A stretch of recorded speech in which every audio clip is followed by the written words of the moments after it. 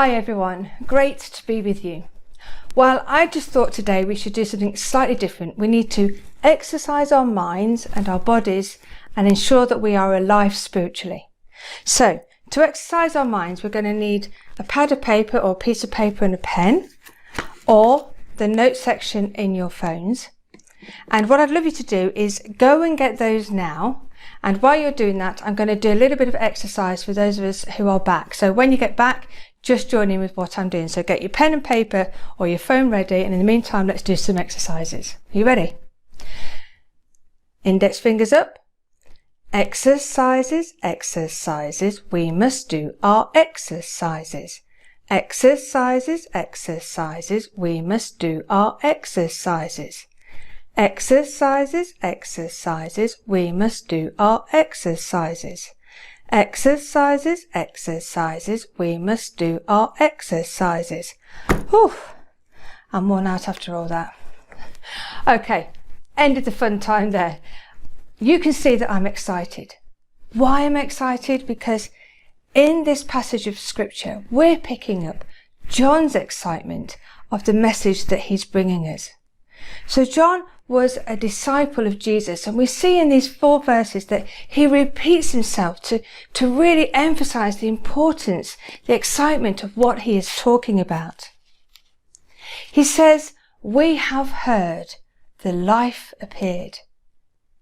Okay, so on your pad and paper, on your phone, write down this question: what have you heard? What have you heard? John goes on, which we have seen with our eyes, which we have seen and testify to. So let's write down the next question.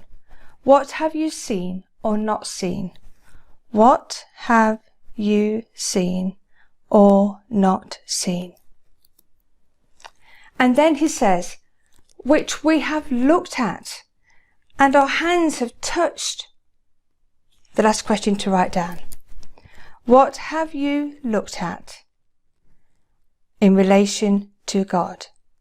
What have you looked at in relation to God? So there's 3 questions for us to exercise our minds as we go away. What have you heard? What have you seen or not seen? What have you looked at in relation to God? Well, as I said, John was one of Jesus' disciples, one of his closest friends, and the disciples saw Jesus do many miracles. They saw Jesus turn water into wine. They saw him feed 5,000 people from just 5 loaves and 2 fish miraculously. They saw Jesus do many, many miracles and healings. They even saw Jesus raise people from the dead. And of course, they saw Jesus persecuted and crucified. In fact, of all the disciples, John was the only one who saw with his very own eyes the nails go into Jesus' hands and feet. He saw him crucified as he stood with Jesus' mother and Mary. But all the disciples met Jesus risen from the dead. Well, apart from Thomas, who wasn't there the first time. He was then full of doubt.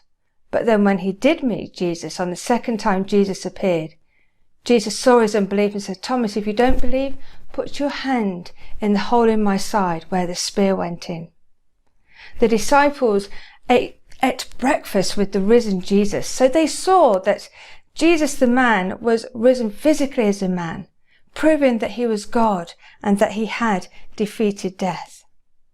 And so John is saying in these verses, we proclaim to you the message of eternal life, which was with the Father and has appeared to us.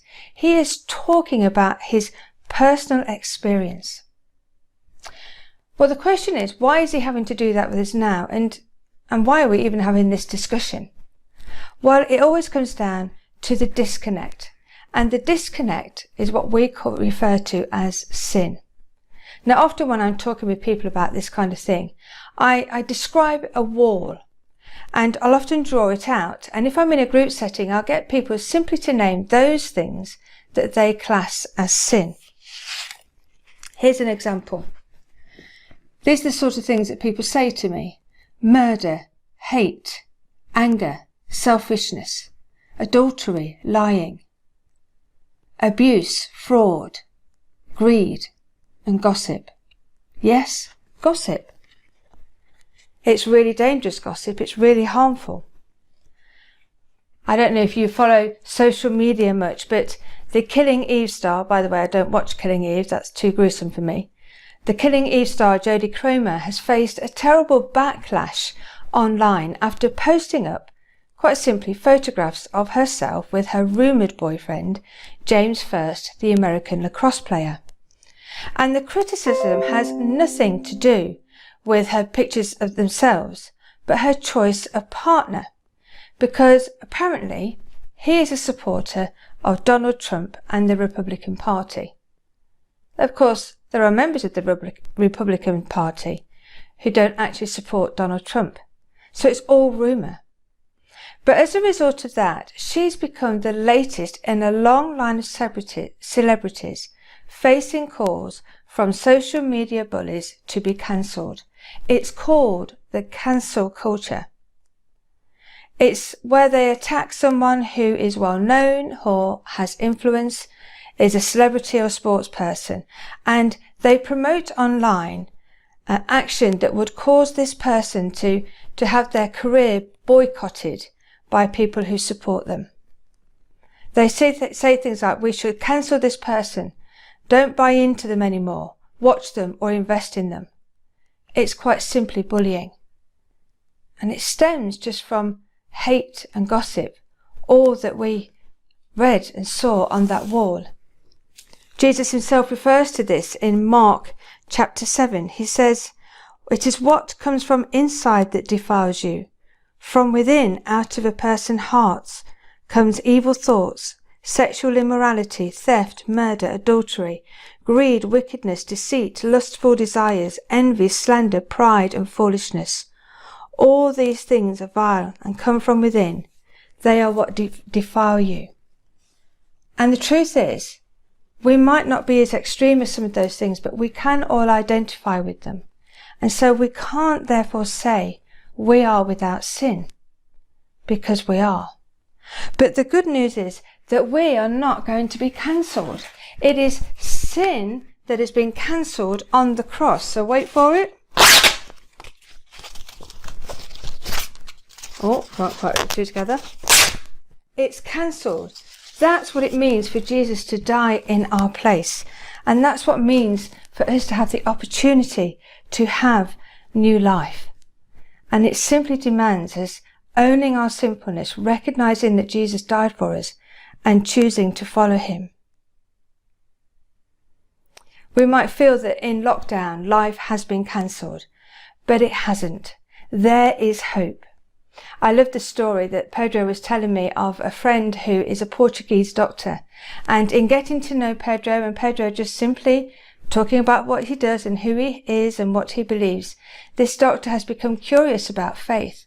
But he's become curious because he is an epidemiologist, one who understands what's going on in the intricacies of the human body.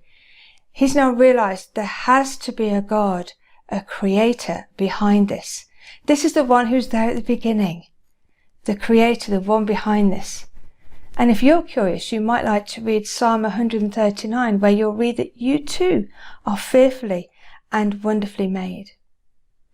Well, the key here is the message of good news that we need to understand with our minds and experience both body, mind and spirit. And that's what John does. He says, we proclaim to you out of his experience of what he has seen and heard, so that many can have fellowship with us, because our fellowship is with the Father and with his Son, Jesus Christ. Well, you might say, well, that's all right for John. He was there. He saw firsthand. What about us? Well, that's why we need to apply our minds. And so that's why I've encouraged us just to think. Just to think. But there are other things we can do. Now, we're much more towards the end of our Alpha course, but if you want to do the Alpha course, we'll do it one-to-one with you. But if you have questions, talk with people. There are things that we can read. So, and some of these, they're old books, but you'll find them on eBay, and there are contemporary ones too. This is an old one, Evidence That Demands a Verdict.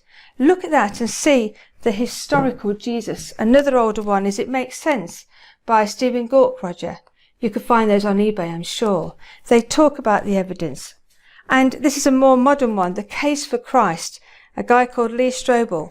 These, if you're a real thinker, then I encourage you to read and search for yourself.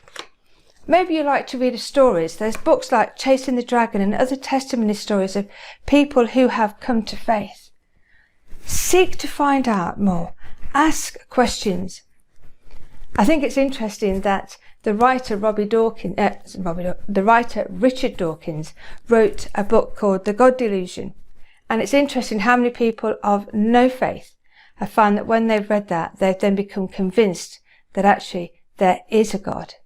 You see, this is not a delusion. So search and look at with your mind, but seek to experience, and you can do that by praying.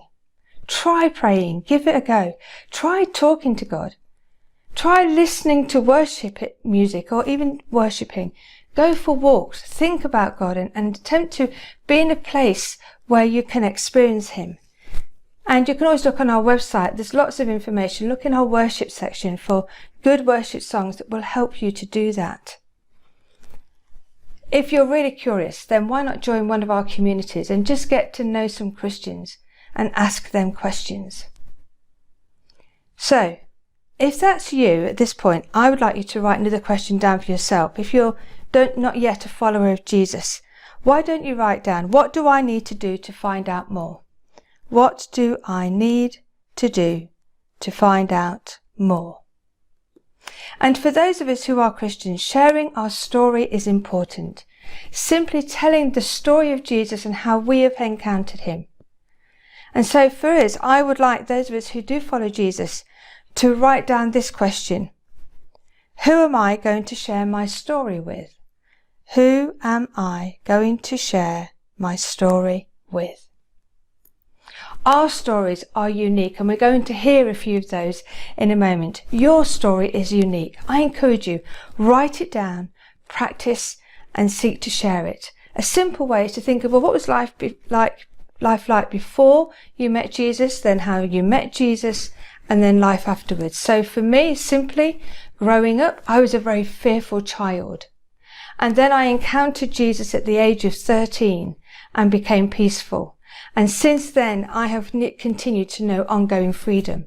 Another way I might tell my story is to talk about the fact that I grew up in a home where love was very, very conditional. And then at the age of 13 going onwards, I met the unconditional love of God by being amongst Christians and then experiencing God's love for myself. And now I know I live knowing that I am loved.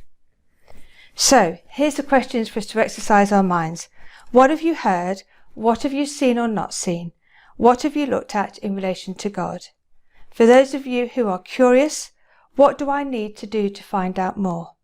And for those of us who already follow Jesus, who am I going to share my story with? And I encourage you to do that this week, either in person with someone, or through email, or through social media, or just seek to tell someone your story. So to encourage us, let's hear from Charlotte and Ellie and Dan.